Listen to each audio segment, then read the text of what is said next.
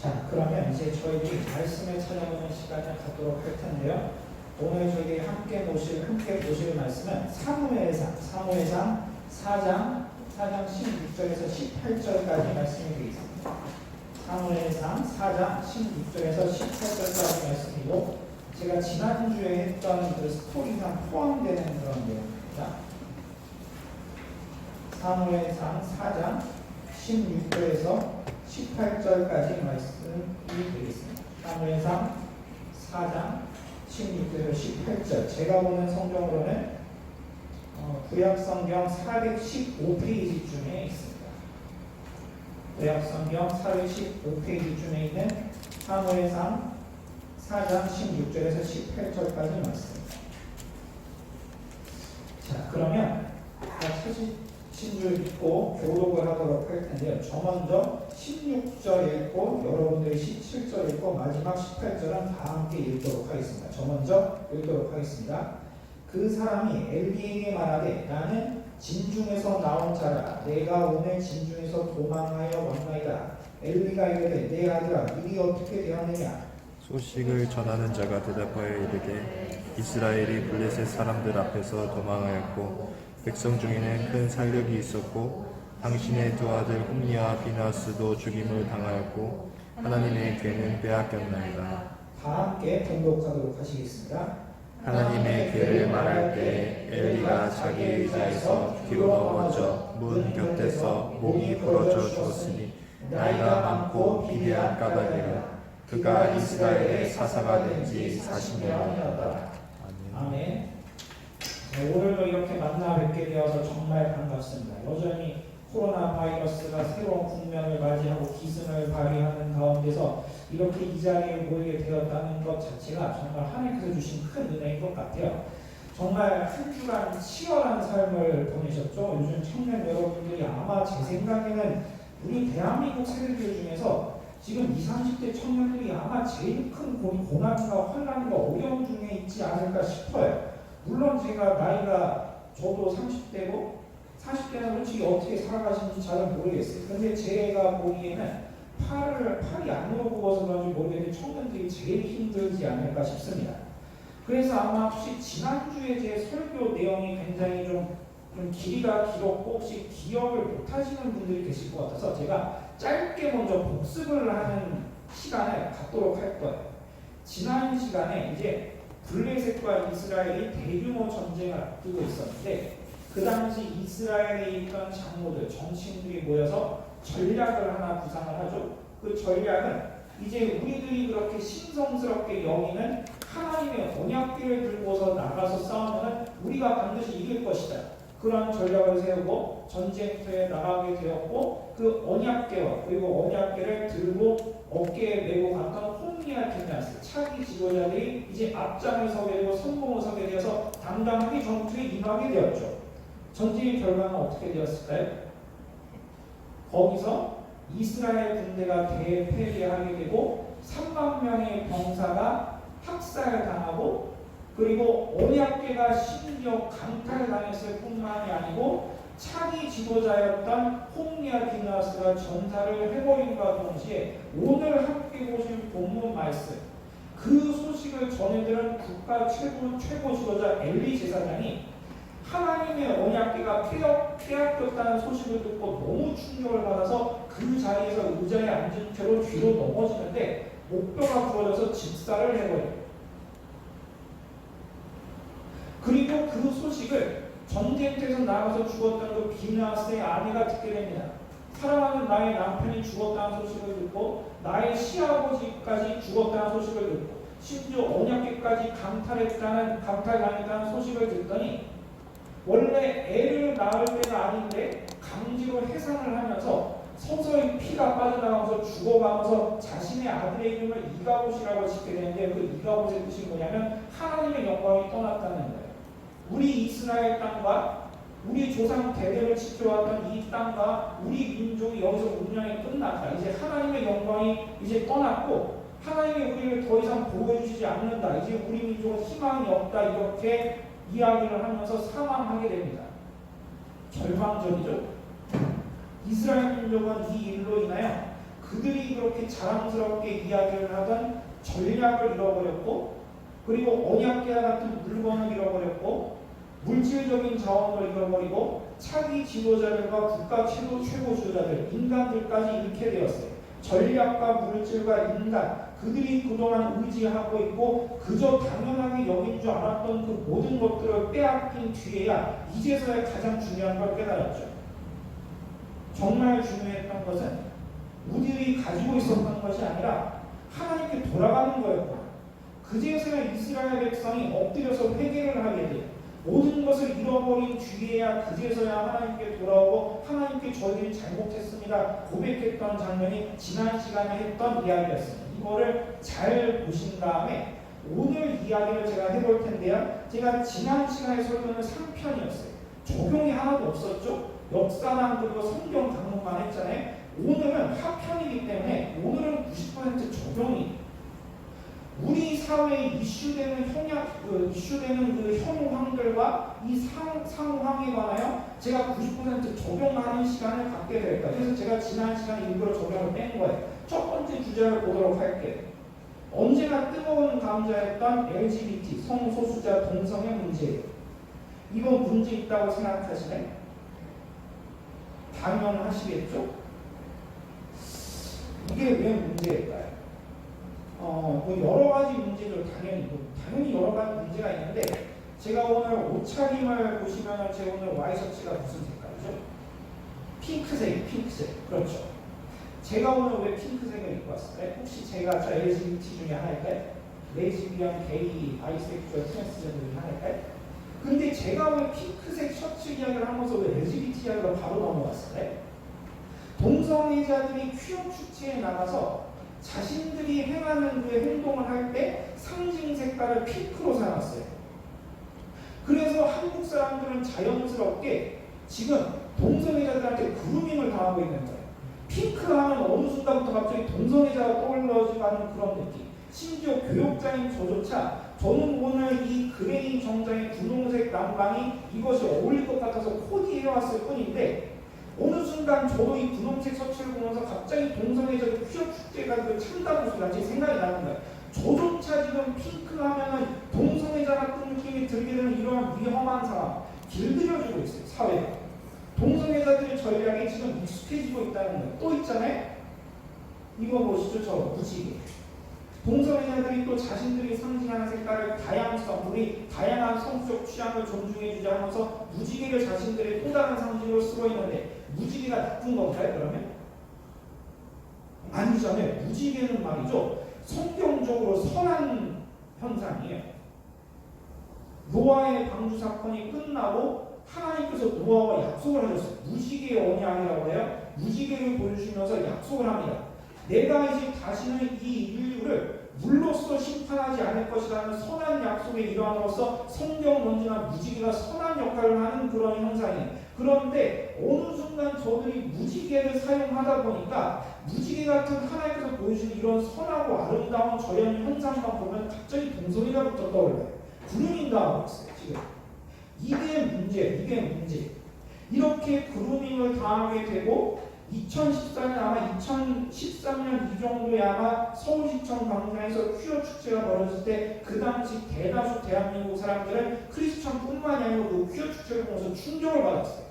남녀 성기의 모습으로 쿠키를 굽고 속옷 차림으로 그냥 막 돌아다니고 밤낮의 상황으로 돌아다니고 막 괴성을 지르면서 행진을 하니까 크리스천들은 완전히 기절초풍할 지경이고 일반인도 충격을 받는 거예요. 근데 지금도 퀴어 축제가 계속되고 있잖아요. 근데 지금 그 정도의 충격을 한국 사람들이 받나요?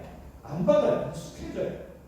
시대가 동성애를 이제 점점점 인정하고 있는 분위기에 가다 보니까 제가 더 위험한 건 뭐냐면은 시대가 이렇게 간다고 하더라도 한국교회가 똘똘 뭉쳐서 같은 목소리를 내고 힘을 모은다고 사실 문제가 될 건 없어요. 그런데 문제는 이 시대가 이렇다 보니까 이 시대의 눈치를 보는 크리스찬들과 심지어 교역자들이 등장하기 시작했어요. 몇몇 교역자들은 이 상황에 관해 이렇게 이야기를 해요. 한국교회는 왜 이렇게 동성애 문제에 관해서만 자꾸 그렇게 반대하고 있느냐? 다른 범죄 많지 않느냐? 사기, 횡령, 기자금, 다른 성범죄 뭐 기타 등등 거짓말, 위선 뭐 이러한 악한 것들, 이러한 것들도 한국들과 똑같이 악하다고 이야기해야 되는데 왜 동성애만 가지고 그렇게 걸고 넘어지느냐? 이렇게 주장하시는 교역자들이 생기고 있어요. 제가 장담하는데 여기 앉아 계신 청년 여러분들이 앞으로 잘 알고 있는 교역자들 중에서도 이렇게 주장하는 사람들이 이제 나오게 될 거예요. 이건 맞는 소리 같네, 틀린 소리 같네. 이렇게 주장하시는 교역자 분들은 결론부터 말씀드리면 논점을 완전히 벗어난 행동이에요. 완전히 벗어난 말이에요. 뭐가 문제냐 하면은 한국교회가 왜 동성애 문제 관하에 이렇게 격렬하게 반대하고 격렬하게 일어서는 그 이유가 다른 죄들보다 동성애가 더욱더 나쁘기 때문에 그렇게 주장하는 것이 아니라 이 세상은 동성애를 정죄할 만한 능력이 안 되니까 교회가 더 이렇게 앞장서는 거예요. 무슨 말인지 이해가 되시네? 바꿔서 이야기하자면 앞서 말씀드린 사기, 횡령, 기자금, 다른 성범죄, 뭐 기타, 뭐 거짓말, 비리 이러한 것들은 세상법으로도 그리고 세상 사람들이 보아서 그게 문제인지 분별할 수가 있어요. 근데 동성애는 세상 사람들은 괜찮다고 하고 교회만 나쁘다고 하니까 그러는 거예요. 세상은 자정작용이 없기 때문에 교회가 나서서 자정작용을 할 수밖에 없으니까 다른 죄들보다 더욱더 격렬하게 반대를 할 수밖에 없는 거예요. 그런데 교역자들이 그렇게 이야기를 하면 안 되죠. 너무나 답답한 일이 아닐 수가 없습니다. 같은 교역자들만 제 얼굴에 꼭 치겠는 것 같은데 이야기할 건 해야 되겠어요. 이게 지금 방송에 나가는데 솔직히 방송을 듣고 저한테 싸움을 좀 거셨으면 좋겠어요. 이 문제가. 저는 준비가 되어 있어요. 뭐가 문제인지 전혀 논점을 못 잡고 있어요. 복음의 특수성이라고 했어요. 복음의 특수성이 무엇인지 아시나요? 세상 사람들이 주장하는 것과 다른 이야기를 하는 것이 복음의 특수성이에요. 세상 사람들이 B가 옳다고 이야기하는데 하나님의 말씀은 A가 옳다고 이야기하면 저희들은 똑같이 하나님의 말씀대로 A가 옳다고 이야기하는 것이 바로 복음의 특수성이에요. 복음의 특수성은 뭐가 있을까요? 세상 사람들이 하나님께서 이 세상을 창조하셨으면 고백하나요? 고백 안 하죠. 그럼 이 세상을 만든 분이 하나님이십니다. 이렇게 고백하는 사람들은 이 세상에서 누구밖에 없나요? 기독교인들밖에 없죠. 이게 바로 복음의 특수성이에요. 창조신앙의 복음의 특수성이에요. 이 세상 사람들은 예수님 외에도 다른 구원의 길이 있다고 그렇게 주장해요. 근데 우리들은 뭐라고 이야기하나요? 오직 예수 그리스도를 믿는 믿음 외에는 구원의 길이 없다고 그렇게 주장해요. 예수님의 십자가 희생과 예수님의 구속사만이 오로지 구원의 길이라고 저희들만 복음의 특수성을 주장해요. 예수님의 부활을 저희들만 주장하고 예수님의 재림을 우리들만 주장해요. 그리고 오늘 성령 감임절 전에 성령님이 우리 마음속에 오사 이 말씀을 진리로 믿게 하신다는 사실을 우리들만 주장해요. 이러한 복음의 특수성이 있기 때문에 저희들이 오늘 이 자리에 있고 저희들이 크리스찬이 된 거예요. 누구나 다 이야기하는 일반론적인 관점으로는 구원을 이룰 수가 없고 오로지 복음에서만 특수하게 주장하는 그 복음의 특수성에 의해 저희들이 구원을 받고 저희들이 하나님의 자녀가 된 것인데 동성애는 이 복음의 특수성에 포함이 됩니다. 세상 사람들은 동성애가 문제가 있다고 이야기하지 않아요. 못해요. 아니지. 정확히 말씀드리면 세상 사람들도 동성애를 반대하는 사람은 충분히 많아요. 그런데 그들이 동성애를 반대하는 이유와 근거는 성경을 근거로 이야기를 하는 것이 아니라 이렇게 이야기를 해요. 남자, 여자, 여자끼리 물고 빠는 거는 그래도 상관은 없는데 아니 내가 이성애자인데 왜 내 보는 앞에서 혐오스럽게 저러느냐. 그냥 그들끼리 알아서 동성애 하라지. 나한테 피해만 주면 상관없는데 왜 자꾸 저렇게 피어 죽게 나와 이렇게 설쳐대느냐. 난 그게 싫을 뿐이다.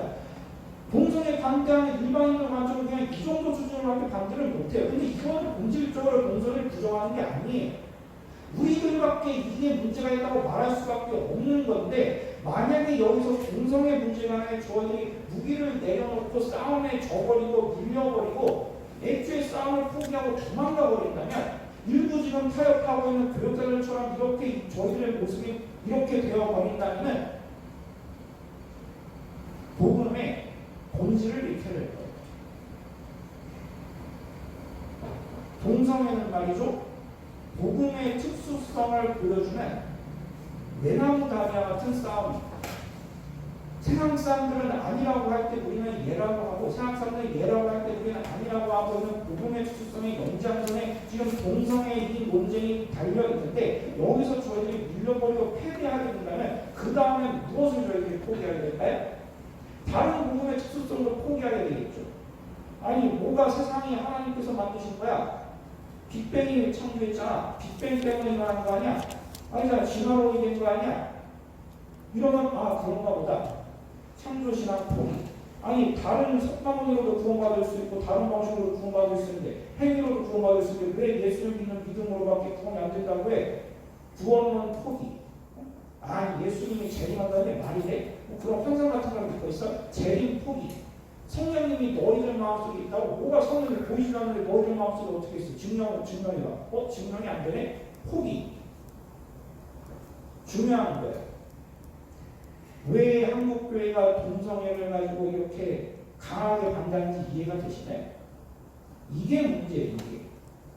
만약에 여기서 저희들이 밀려버린다면 복음의 본질을 잃게 될 것입니다. 그럼 두 번째 주제로 가보도록 할게요. 두 번째 주제. 시대정신. 제가 오늘 이거를 예를 들까 말까 굉장히 고민했는데 그냥 제 성향 아시는 그냥 이야기하고 보는 거. 시대정신이 최근에 무슨 일이 있었느냐 하면은 총신에서 정말 엄청난 일이 하나 벌어졌어요. 총신에 이상원 교수님이라고 계십니다. 근데 이상원 교수님이 어떠한 분이냐면 기독교 윤리학 전공하시는 분이에요. 그러니까 예를 들면 기독교적으로 성경적으로 우리 크리스찬들이 어떠한 윤리관을 가져야 되고 어떻게 바르게 행동해야 되는가, 이분의 전문 분이에요. 이 교수님이.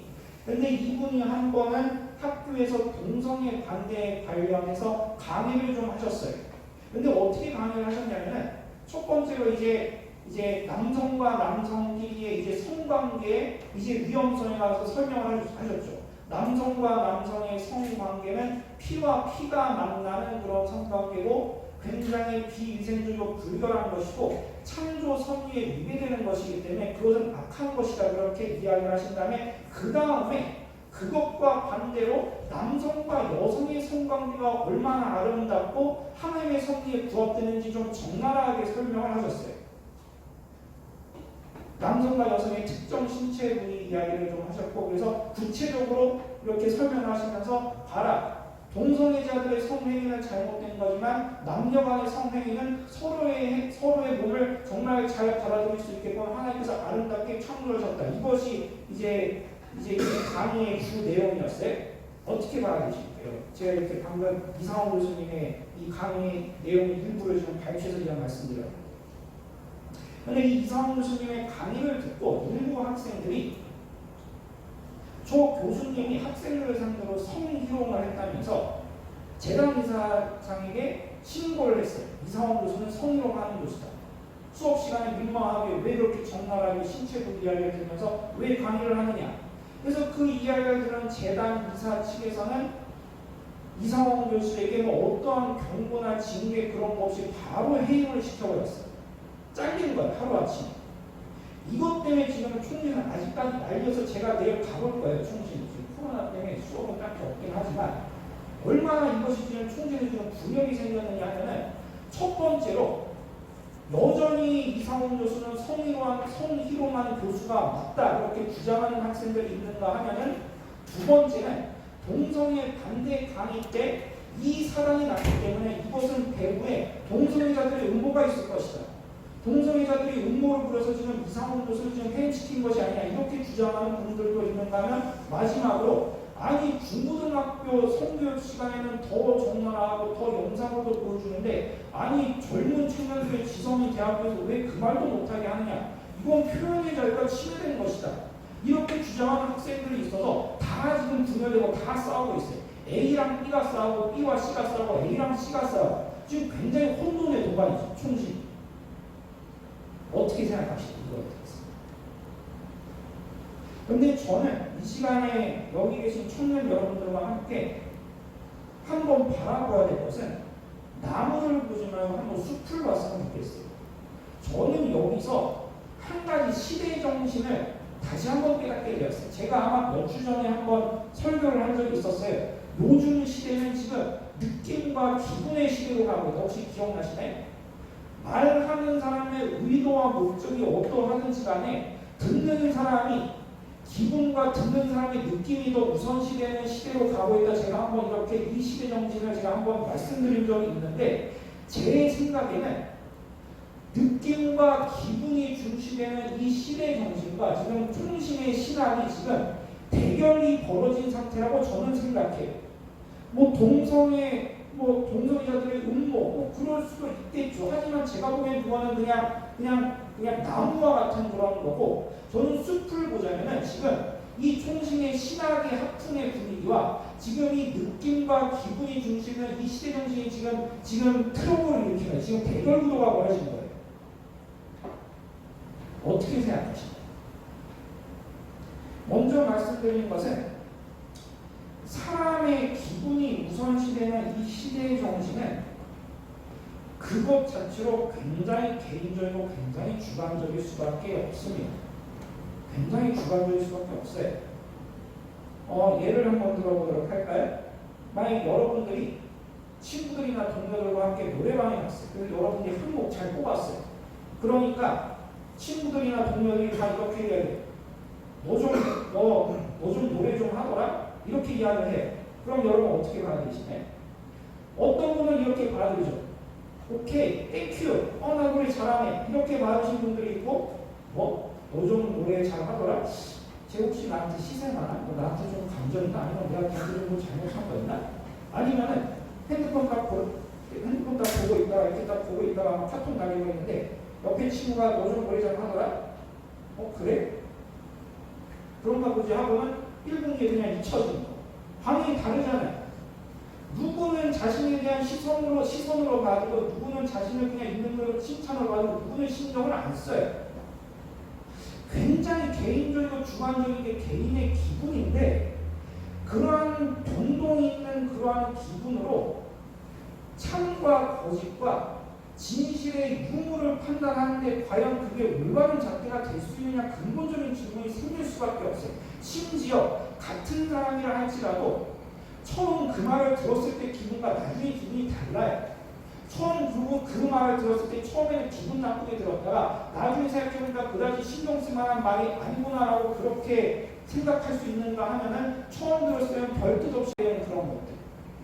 사람들마다 기분이 다르고 심지어 같은 사람이라 할지라도 아침과 저녁에 기분이 다른 게 바로 그게 기분의 특징인데 그러한 기분을 가지고 그러한 개인의 느낌을 가지고 강의나 아니면 하나님의 복음에 관한 이야기를 들었을 때 그것이 옳다 그르다를 판단할 수 있을까요? 그게? 여러분들이 나중에 선교를 나가고 아니면 안 믿는 가족들에게 전도를 하고 정말 사랑하는 친구들 얘는 다른 건 다 좋은데 아직까지 말씀의 종을 가지고서 아직까지 예수님을 부정하고 있어요.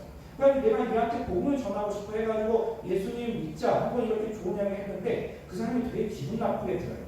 그러면 여러분의 의도가 어떠한지만 여러분들은 나쁜 사람이에요. 그리고 제가 설교 시간에 동성애자를 막 비판했어요. 그런데 몇 년 후가 지나서 사회가 다 동성애가 용인하는 분위기. 근데 제가 설교 시간에 동성애를 비판했는데 듣고 있는 몇몇 사람들이 저 이상 목사, 저 사람 혐오하는 사람이야. 저 사람 안 되겠네 하고 저를 고소했어요. 그럼 저는 이제 전과자가 되는 거죠. 어떻게 생각하십니까? 물론 제가 말씀드리는 요지는 뭐냐면은 듣는 사람의 기분이 어떠하든지 간에 나는 그냥 막말하겠어 이러한 의도가 전혀 아니에요. 단 만약에 제가 어떠한 말을 그냥 생각 없이 했는데 어떤 형제자매들이 좀 기분이 나쁘게 들었어요. 그래서 그 형제자매가 저한테 찾아와서 목사님 지난번에 그렇게 이야기했는데 좀 서운했습니다. 이렇게 이야기한다면 맞아요. 제가 고려하고 좀 기분을 고려하고 말을 했어야 했는데 다음부터 안 그럴게요. 다음부터 제가 조금 더 언어 순환을 좀 하면서 표현을 할게요. 이렇게 개인의 커뮤니케이션 하에서 개선점 이 정도 선에서만 머물러야지 이러한 개인의 주관적인 기분과 느낌이 진리와 정의를 판단하는 참과 거짓을 가르는 잣대가 되어서는 안 돼요. 이건 굉장히 위험한 분위기. 이해가 되시나요? 만약에 여기서 여러분들이 이러한 시대의 정신에 관한 경각심을 갖지 못하고 그냥 이 세상 사람들이 이야기하는 대로 그대로 받아들이고 이 세상 사람들이 흐르는 분위기를 그대로 받아들인다면 분명히 우리 크리스찬들은 분명히 우리가 그 문제에 관한 묵인하고 문제 없는 것처럼 비판적 수용 없이 그리고 비판적인 관점 없이 그대로 막무가내로 받아들인다면 분명히 저희 인생에서 부메랑처럼 돌아오게 될 거예요. 저희들이 복음을 전파할 때나 성경 강론을 할 때나 성경을 가르칠 때나 만약에 이 문제에 관하여 저에게 밀려버리고 문제의식을 갖지 못하고 하나님께 돌아오지 않은 상태에서 이러한 시대적인 정신에 그저 몸을 맡겨버린다면 저희들은 그 다음에 진실을 잃게 될 것입니다. 진실을 잃게 될 거예요. 이 느낌이 강조되는 시대, 기분이 강조되는 시대 정신을 처음에는 말하는 사람의 의도와 목적을 삼키겠지만 최종적으로는 진실까지 삼키게 될 거예요. 아무리 진실이라 할지라도 듣는 사람의 기분이 나쁘면은 그건 진실이 아니게 되는 것처럼 진실이 사라지게 되는 사회를 경험하게 될 거예요. 마지막 주제를 보도록 하겠습니다. 남녀 갈등과 무슬림에 관한 주제. 제가 우리 사회를 지배하는 이러한 감정 두 개를 제가 설명을 해드리도록 할 텐데요. 저는 주저없이 두 가지만 말씀드릴게요. 바로 공포와 혐오예요. 우리 사회를 지금 지배하는 감정이 공포와 혐오예요. 근데 공포는 이건 굳이 말씀드릴 필요가 자세히 없을 거예요. 자세히 말씀드릴 필요가 없을 거예요. 코로나 바이러스에 대한 공포겠죠. 그 외에 여러 가지 공포가 있겠죠. 이거는 일단 설명 끝. 그 다음은 혐오예요. 혐오. 우리 사회는 지금 혐오가 완전히 극에 치달았어요. 세대 간의 갈등, 혐오. 소득 수준 간의 갈등. 지역 간의 갈등. 이념 간의 갈등. 정치 성향의 갈등. 그 외의 갈등. 그런데 성별 갈등도 엄청나게 심합니다. 저는 이 정도까지 심한 줄 솔직히 잘 몰랐어요. 왜냐하면 제가 보는 거는 청년 여러분이랑 우리 교회 성도님들께 잘 못 보거든요. 제 삶에 가끔가다 그냥 학교 가서 공부하기 심지어 그 학교도 신학교니까. 그런데 제가 우연히 정말 심각합니다 목사님 하면서 몇몇 청년들과 그리고 같이 공부하는 다른 동료 교역자들한테 저한테 보내주신 뭐 여러 가지 자료를 보니까 요즘 젊은이들이나 요즘 기성세대들, 심지어 기성세대들도 성별 갈등을 하고 있더라고요. SNS 올리는 글들, 인터넷 커뮤니티에 올리는 글들 보니까 다른 성별을 향하여 행동하는 그 언행들이 차마 입에 담을 수 없을 정도로 굉장히 서로 혐오하고 있어요. 그래서 제가 그 혐오하는 패턴을 보니까 요약이 돼요. 혐오하는 패턴을 보니까 이렇게 이야기를 해요. 아니 우리들은 안 그런데 아니 저 여자들은 왜 항상 저 모양이야? 도저히 이해가 안 돼. 그러니까 내가 쟤네들을 싫어해. 또는 아니 우리들은 안 그런데 왜 남자들은 왜 다 저꼴이지? 아니 이거 도저히 이해가 안 돼. 왜 저렇게 사는 거야? 하면서 이 레파토리를 요약하자면 결국에는 뭐가 되냐면 남녀 간에 서로 갈등하는 그 근거가 다름이 남녀가 서로 다르다는 게 혐오의 근거가 돼요. 다르기 때문에 미워한다는 거예요. 근데 이게 성경적으로 바를까요? 틀릴까요? 하나님께서는 남녀를 분명히 다르게 만드셨습니다. 물론 가장 기본적으로 대부분 그냥 다 똑같아요. 똑같이 남녀 둘 다 흙으로 만드시고 다 영혼 세계를 구하시고 다 똑같이 만드셨는데 그래도 창조의 일부분 과정은 조금 다르잖아요. 아담의 걸부터 갈비뼈를 떼서 동전배필로 만드시고 창조하는 그 과정도 조금 차이가 있고 에덴 동산에서 맡았던 그런 역할도 조금 달라요. 심지어 타락했던 과정도 달라요. 하와는 마귀한테 직접적으로 꼬임을 받았지만 아담은 한 단위 건너서 타락했어요. 그래서 어떠한 그 고신층에 있던 그 어떤 목사님은 이 크리스찬 결혼관에 관하여 좀 전공하시는 분이 있는데 이렇게 이야기해요. 이게 근거가 있을 수도 있는데 이게 여성, 즉 하와가 우리 여성의 조상인 하와가 뱀한테 직접적으로 속임을 당했기 때문에 자매님들이 마귀의 공격에 더욱더 민감하게 반응할 수 있다. 저것이 마귀의 공격이고 마귀의 속삭임인지 남자들보다는 여자들이 한 번 직접적으로 한 번 뒤통수 직접 당해본 경험이 있기 때문에 마귀의 역사에 좀 더 민감하게 반응할 수 있다 이렇게 주장하시는 그 목사님이 계신데 솔직히 마냥 부정할 수 없어. 마냥 부정할 수 없는 나름대로 근거가 있다고 생각해요. 그러니까 이런 타락의 과정도 다르고 타락 후에 하나님께서 저희들 남녀들에게 각자 맡기신 또 역할과 사명도 달라요. 그런데 저희들 이렇게 다르게 만드시고 다른 역할을 주신 게 세상의 관념처럼 서로 싫어하고 싸우라고 이렇게 만드신 건가요? 그렇지가 않아요. 하나님께서 남녀를 다르게 만드신 이유는 여성이 부족한 부분이 있다면 남성이 그거를 채워주라고 하신 것이고 남성이 부족한 부분이 있다면 여성이 채워주라고 해서 서로 완벽히 결합해서 한 몸을 이루라고 하시는 거기 때문에 그런 거예요. 다르기 때문에 더욱더 아름다운 연합을 이루시게 하기 위해 주신 것이지 다름을 가지고 싸우라고 그렇게 하나님께서 명령하신 것은 한 번도 없어요. 그것은 하나님의 뜻이 아니에요.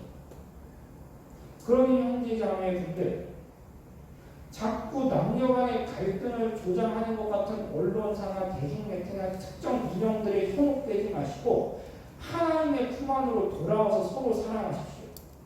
여러분들의 좌우에 있는 형제자매님들 아니면 다른 교회든 아니면 같은 크리스천의 형제자매들이든지 간에 여러분들 최고의 친구가 될 것이고 그들이 서로 최고의 단장이 될 것이고 최고의 동료가 될 것이고 앞으로 정말 평생을 함께할 배우자 공동배필이 될 줄은 몰라요.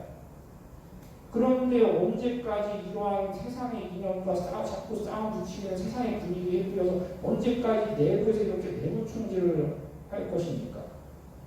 이건 굉장히 좋지 않은 것입니다. 서로 사랑하십시오. 서로 연합하고 다름이 있다면 도리어 그거를 하나님께서 우리에게 주신 채워주라고 하는 축복이구나. 이것이 저 불쌍한 사람을 저 연약한 저 사람을 내가 보듬어 주라고 하시는 하나님의 사명이구나 이렇게 여겨야지 왜 쟤는 달라? 왜 쟤네들은 나랑 달라? 이해가 안 돼. 저러니까 내가 쟤네들을 싫어해. 이런 식으로 싸우라고 부추기라고 하는 게 아니에요. 그런데 왜 남녀 갈등과 무슬림일까요? 무슬림과 이게 무슨 상관일까요? 무슨 상관이죠? 대체 이게 남녀 갈등이 심해지면 심해질수록 특정 성별에 관해 서로 성별에 관해 혐오가 심해지면 심해질수록 사람들이 결혼을 하려고 할까요? 안 하려고 할까요? 안 하려고 하겠죠. 결혼을 안 하는 이유 중에 대표적인 이유라고 저는 생각해요.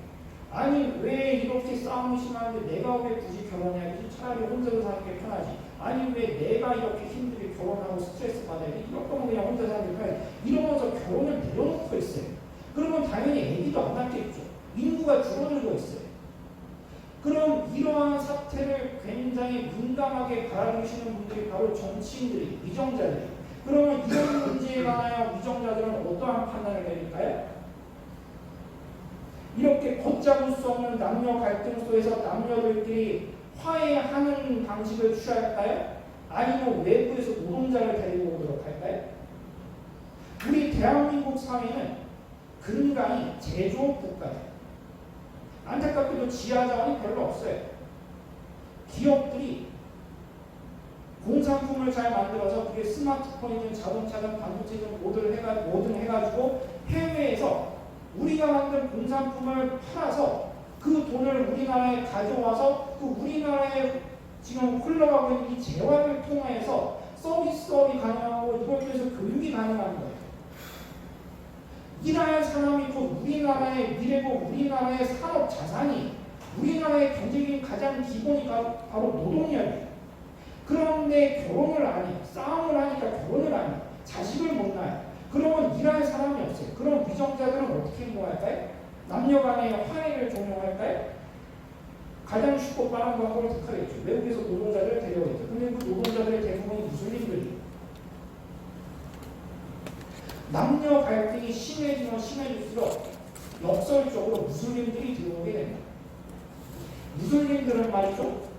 제가 특정 무슬림을 굉장히 비판한다든가 혐오한다든가 그런 관점에는 그냥 차이만 알려드리는 거예요. 동남아시아 등지에서 온 다른 외국인 노동자들과 무슬림은 조금 달라요. 동남아 등지에서 오신 그 외국인 노동자분들은 한국에서 바짝 걸어서 고향 땅으로 돌아가서 거기서 똥똥거리면서 사는 게 목표예요. 그런데 무슬림은 그렇지 않아요. 무슬림은 한국에 와서 정착하는 게 목표예요. 이 대한민국 땅에 와서 여기서 결혼을 해서 여기서 같은 무슬림과 결혼을 하든 아니면 한국 여성들을 어떻게든 부질려가지고 결혼을 해가지고 일부다 처지든 삼아서 그 아내 중에 한 명으로 삼아서 똥띵고 살든 간에 어쨌거나 대한민국 땅에 정착하는 게 목표고 무슬림들이 아기를 많이 낳으면서 나중에 우리 사회에 목소리를 내고 싶어하는 게 그들의 목적이에요.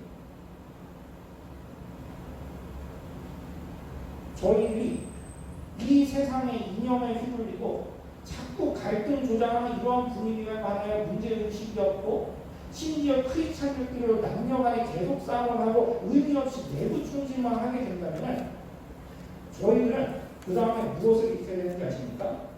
가족을 잃게 될 거예요.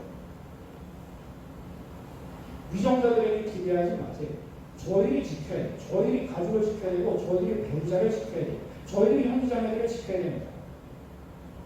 이념으로는 절대로 이 남녀간의 갈등을 해소할 수가 없어요. 정책으로도 해소할 수가 없어요. 저희 정신력으로 하나님 품 안에 들어가서 완전히 저희를 개혁하는 이 모든 이 체인지가 되어야지, 내면의 체인지가 되어야지 이 모든 문제를 해결할 수가 있는 거예요. 하나님께 돌아보지 못하고 계속 세상이 갈등하게 우리도 똑같이 갈등하고 있으면 가족이 잃어버리는 그런 상태가 벌어지게 될 것입니다. 가족을 잃어버리게 될 거예요.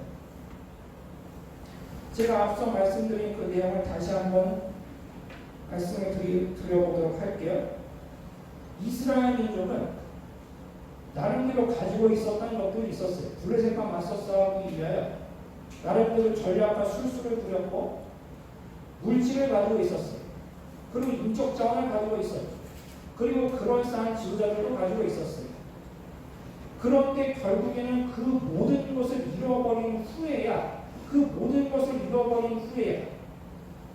그들이 당연하다고 여겼던 그 모든 것을 잃어버린 후에야 진정으로 우리들이 하나님께 잘못했다는 것을 알고 하나님께 그제서야 돌아오게 되었어요.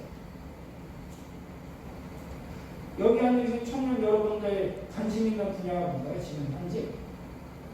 저는 어느 정도 알 수 있을 것 같아요. 연애사 관심 있겠죠? 당연한 거예요. 당연한 거잖아요. 청춘 남녀가 당연히 연애를 해야죠. 저는 솔직히 찬성입니다. 연애 많이 하십시오. 그리고 나중에 결혼 많이 하시고 결혼 많이 하십시오. 저는 굉장히 좋다고 생각해요. 연애에 관심 있는 거 좋아요. 취직 문제 얼마나 힘들어요. 지금 코로나 때. 이해합니다. 직장 문제, 미래 문제, 결혼 문제, 가족 문제 다 좋아요. 여러분들이 지금 관심 가지고 있는 그 분야 저는 충분히 이해합니다. 그래서 아니 내가 내 문제와 내 관심 분야를 이렇게 고민하고 있는데 저 앞에 있는 이상 목사는 몇 주 전부터 역사 이야기만 하고 있고 자꾸 사회 이슈적인 이야기만 하고 있네. 그게 내가 지금 고민하고 있는 문제랑 이상 목사 주장한 거랑 무슨 상관이지? 그렇게 생각하시는 분 계신가요? 물론 그렇게 생각하실 수도 있겠죠. 근데 제가 말씀드리고 싶은 것은 도리어 여러분들이 지금 관심 가지고 있는 그 분야들을 제가 지키기 위하여 제가 이 말씀을 드리는 거예요. 관련이 없을 것 같나요? 여러분들이 지금 관심 있는 그 분야랑 제가 지금 이야기하고 있는 이 사회적 이슈적인 문제와 저희들이 지켜야 되는 이러한 부분, 진리수에 관한 문제가 과연 관련이 없다고 생각하네? 그렇지 않아요. 이미 성경으로는 증명이 되었어요. 그 백성들이 하나님께 돌아오지 못하고 계속 하나님 외에 다른 것을 믿고 계속 이 시대적 흐름 속에서 함께 타락하게 된다면 모든 것을 잃게 될 거예요.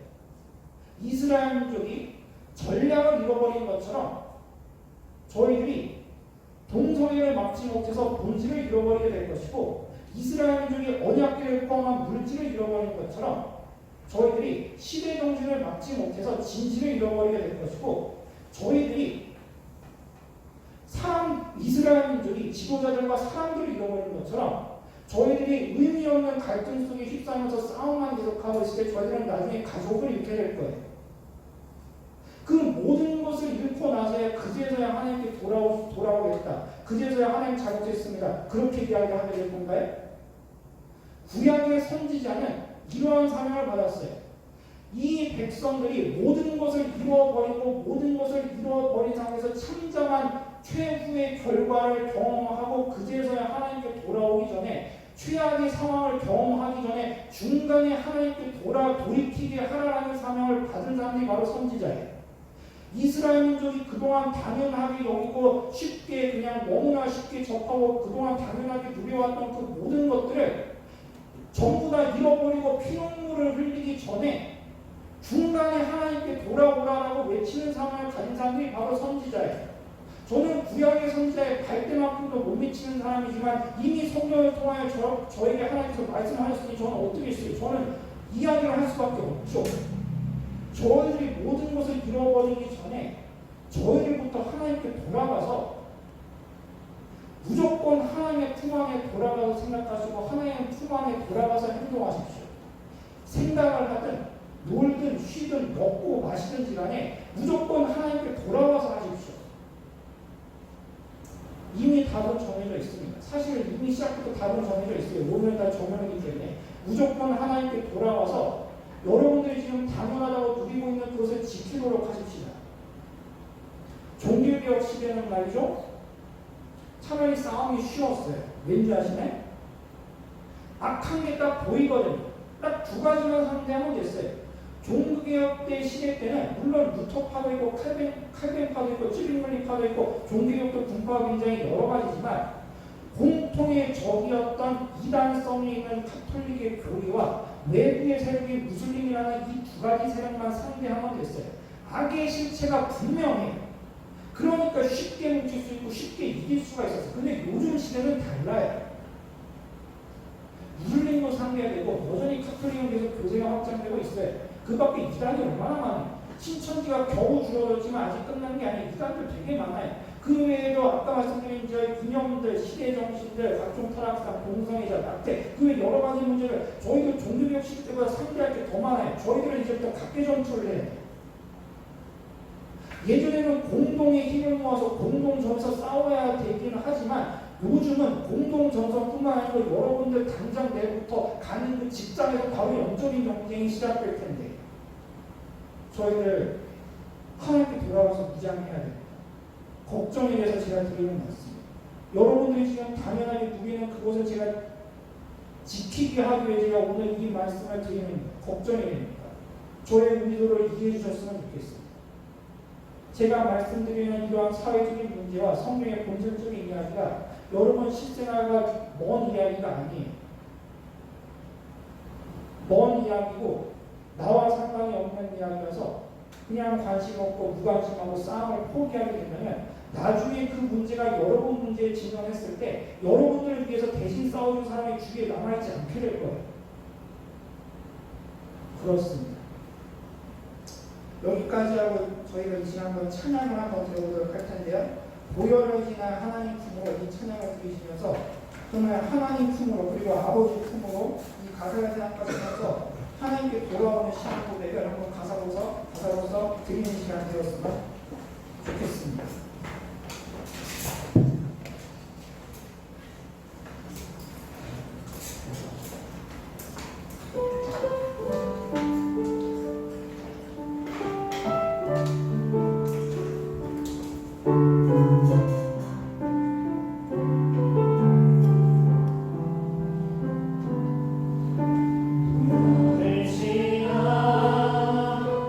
하나님 품으로